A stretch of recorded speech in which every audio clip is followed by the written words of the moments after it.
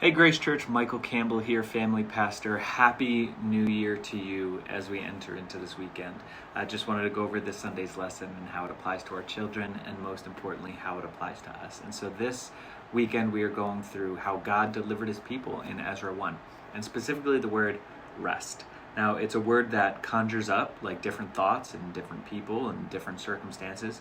For some, rest brings to mind a desire to momentarily break from the chance of, or the chaos of life, to sleep, right? Or relax or even recover. And for others, it's like an unrealistic hope as they navigate the nonstop schedule of busyness. Yet for others, the word rest suggests an uneventful, quiet life of the mundane.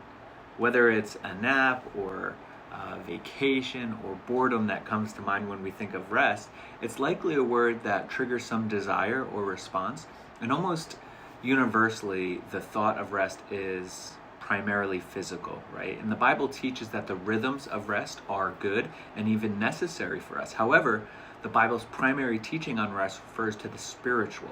So in Ezra chapter 1, God, his remnant is instructed to recover from their exile with work. And now that work would be costly and demanding and long, but this work would actually be aimed towards rest. And how could they do that? Because their work was to build the place where they would encounter the living God and the one who gives rest to the soul. In Matthew chapter 11, it says, Jesus says, "Come to me, all of you who are weary and burden, and I will give you rest. Take my yoke and learn from me, because I am lowly and humble in heart, and you will find rest in your souls. For my yoke is easy and my burden is light." Though God clearly teaches us the benefits of physical rhythms of Sabbath, he ultimately uses physical rest to teach us of our need for a greater spiritual rest, a rest for the soul, a rest that comes in understanding that we can't save ourselves, but God has done everything necessary through the person of Jesus Christ to save us. And we are invited into the rest through the substitutionary atonement of God through that.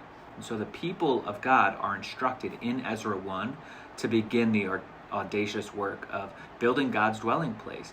But this work would ultimately lead to their place of rest in God's presence.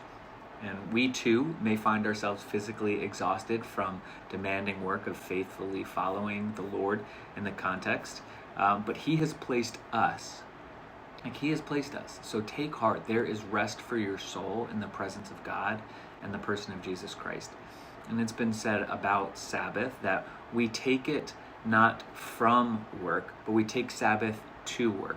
So whatever rest we have in our lives, we need to encounter God spiritually so that we can be fruitful and productive in the work that he has actually called us to. So these are some of the things we're going through this weekend. You'll notice some questions, memory verse, some topics in the thread below. But until next week, God bless, take care, and Happy New Year.